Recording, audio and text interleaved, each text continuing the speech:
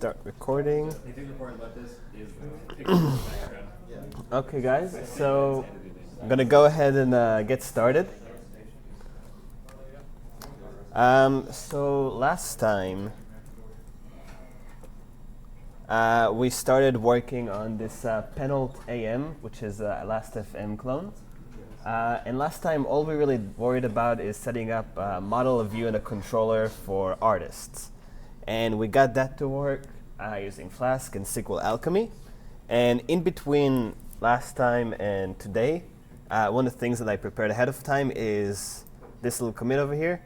And all that it does is it does pretty much exactly the same thing for albums and then for songs.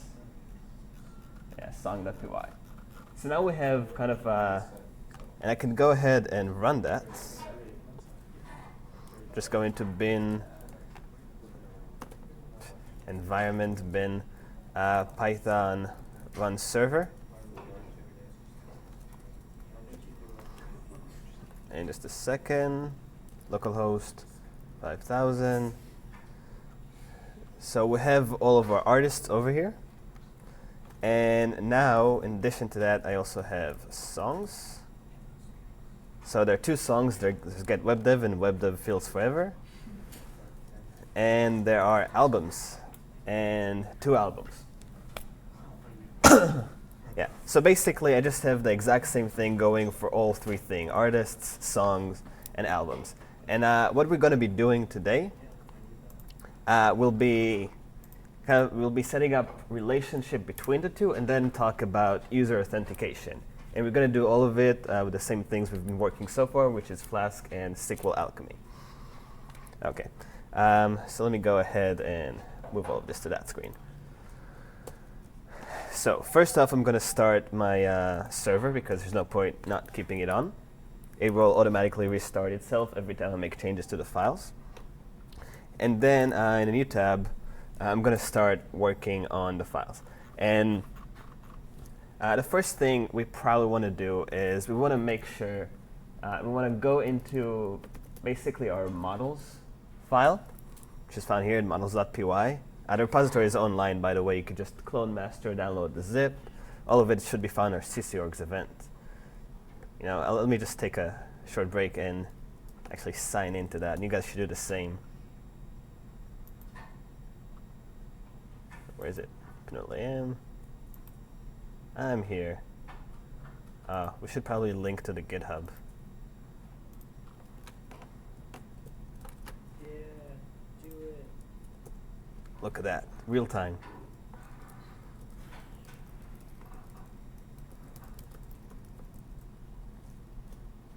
There we go. OK, so now feel free to log in, and you could also follow this link to get to a repository. OK, so this is very similar to the old models file we had. The only real difference between then and now is that I basically copy-pasted this section over here to define the artist twice. Note to self, caps lock is on. Where is it? Dvorak. So I took this little section over here and I copy-pasted it twice, once for album and once for song. And then I just modified the fields a little bit so that they have name and year instead of name, age, and bio, and name and length for songs. For now, length is just represented as an integer.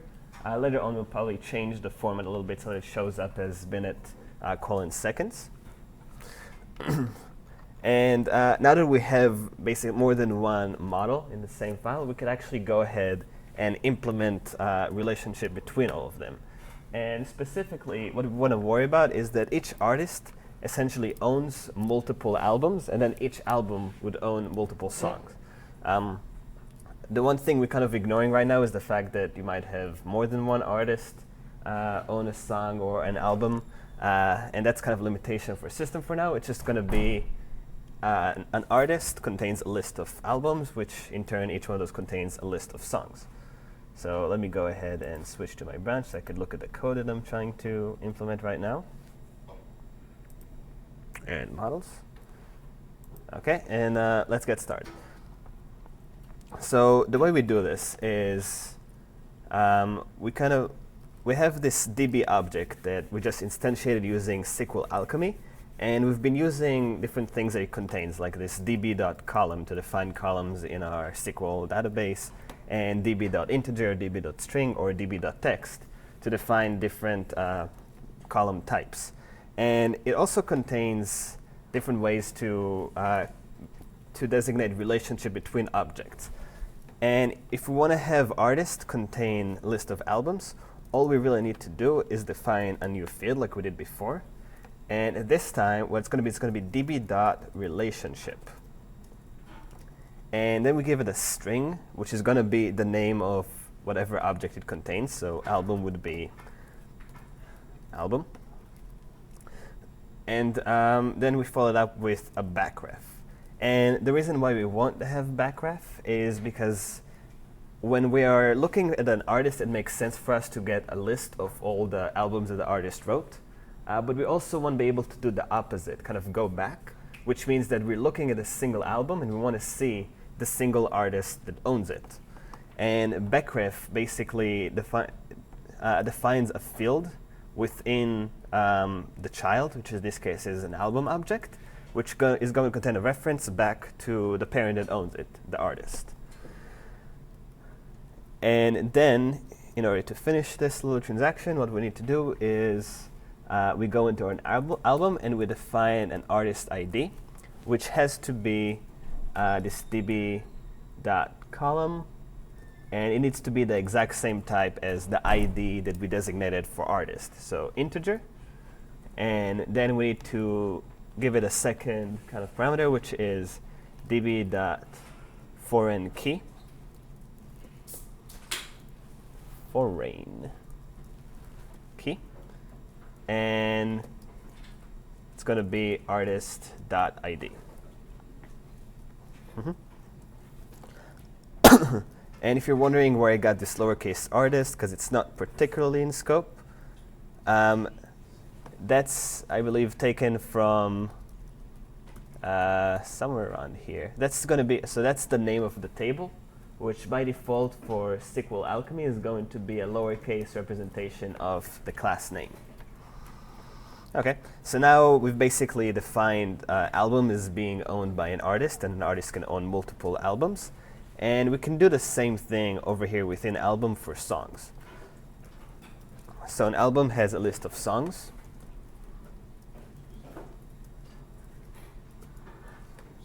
And then each song is going to have an album ID,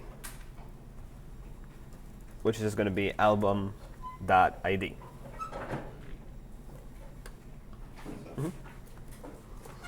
Okay, and now we have those implemented.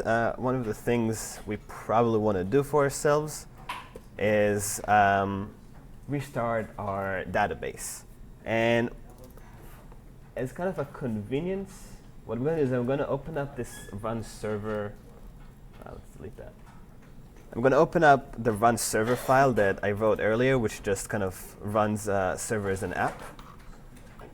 And I want to modify it so that if the database doesn't exist, it's going to go ahead and do it for me. Because beforehand, what I did is I opened up a Python console, and I did it on my own. And the way we're going to do that is we're going to basically try, and then just opening our database file, which is penult.database.db. And if that doesn't work, if there's some sort of error, specifically an IO error, such as that the file doesn't exist,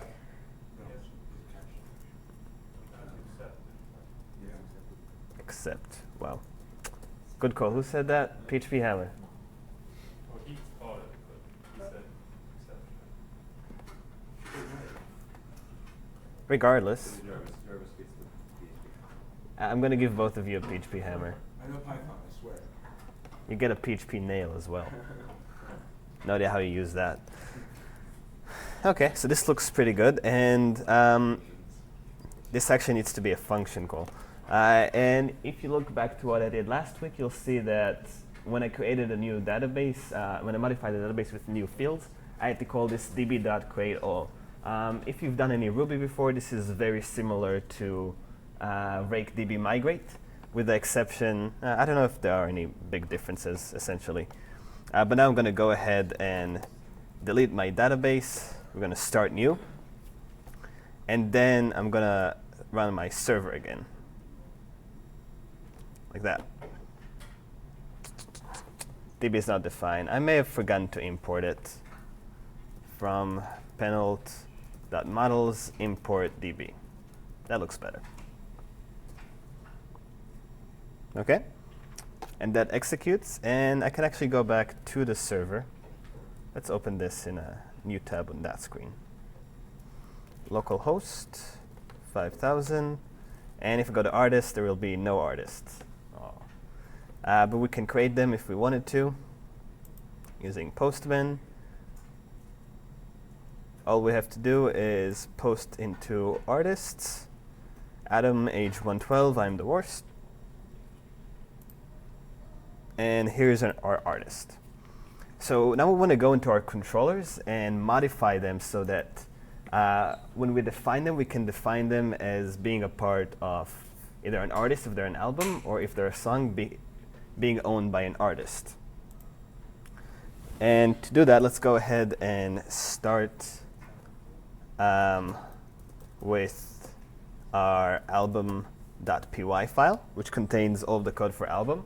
The way I generated this code, because I haven't done it live last week, I've done it in between the weeks, is I copy-pasted the artist.py file and then run basically 3 different search and replace statements, and that's all you really need to do. Mostly replacing the word artist with album. And what we want to do with it is go into where we created, which is this create album function. And we want to modify it to take another parameter, which is going to be the artist ID. It's going to be an int, just like this.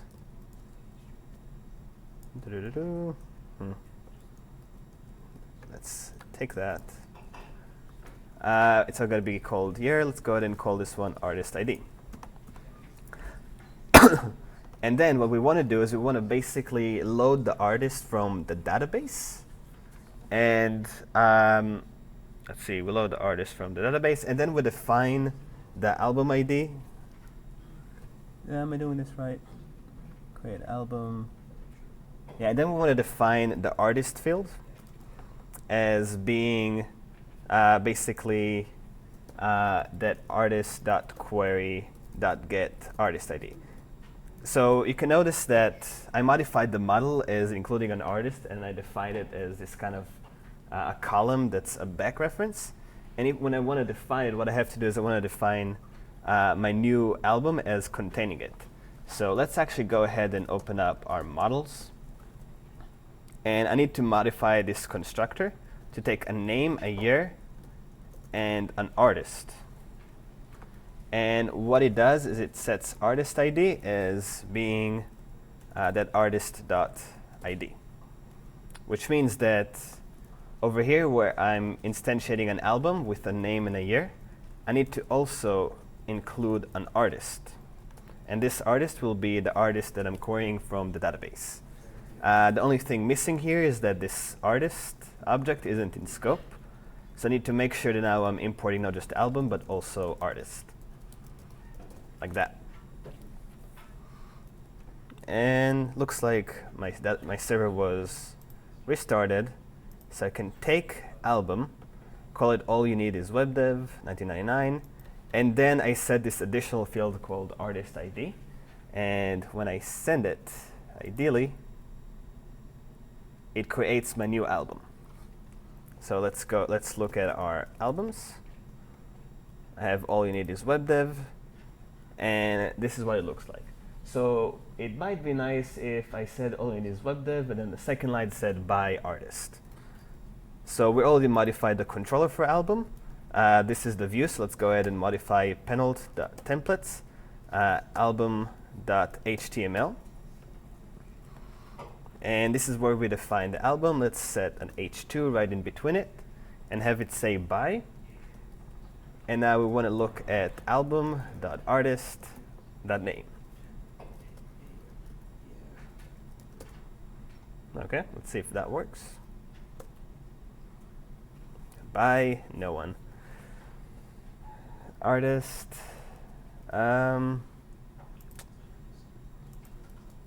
That's fun. So I have artist ID. Do I need to go ahead and query that? I think I might need to do that. Let's see what ID.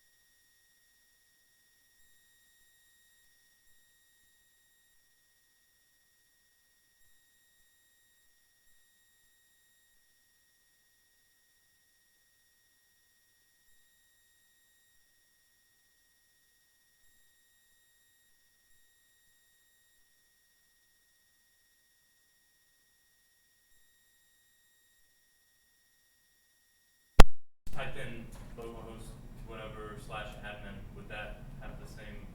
Yeah. So if I go into logout over here, which should log me out, I don't think I've ever tested that. Nope. Oh God. Maximum recursion depth. I think it worked at some point. What was it? It was penult/auth. Where does logout? Why would it be with a? I imagine one of these two will execute. Let's do it the slightly easier way, which would be to just delete my cookies for localhost. I want to say it's this one. There's no really way to tell. I'll just delete everything. There we go. No, this is not cookie clicker. All your cookies will go away. I think that now I wouldn't be logged in. So if I go into admin when I'm not logged in, it's going to tell me you are the administrator. Probably because I'm still logged in. What's a good way to tell? I might have to do some research. All of this is supposed to work. So I'm not logged in because /like doesn't work. Let's see. The point here is that this login required decorator makes sure that only logged in users can see it. It's possible that this doesn't work. I would suspect that I'm not supposed to have this parentheses over there, which I am. Let's see if that works. I think you're calling logout from the logout. How?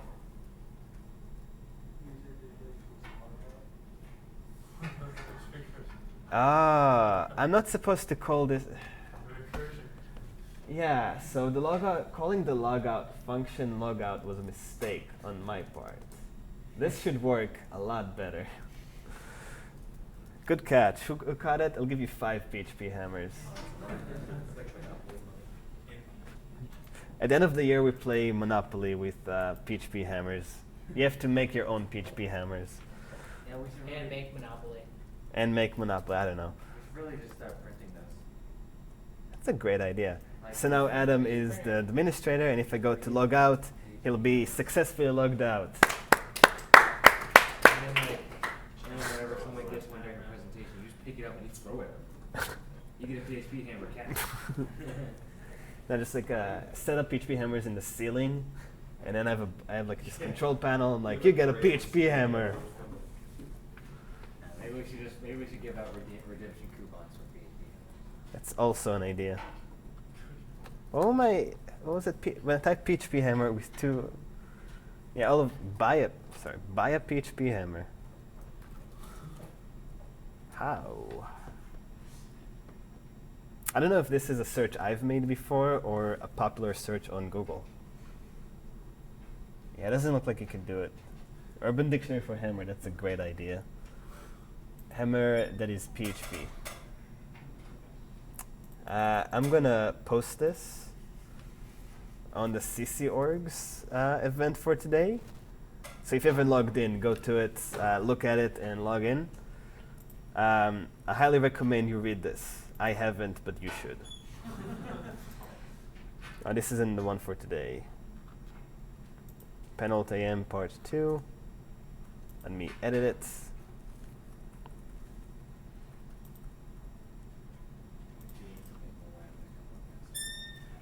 And this is episode 5, the hammer that is PHP. Yeah. You guys should let me know what this is all about at some point. Pizza for life. Our 5th episode was speaking of the first ever guest, Brian Moon. Ancient PHP elder of Dill. Wow. Here we go. I think this is like a page from a cult's main website, the Cult of PHP. This is what's playing right there. If you press play, this is what's gonna happen. Alright, hello boys and girls. It's Podcast? /dev/hell, it's some sort of satanic PHP cult. Anyway, let me know what this is about if you have an hour and 15 minutes to spare. Yeah, that's all I got for today. Control Shift.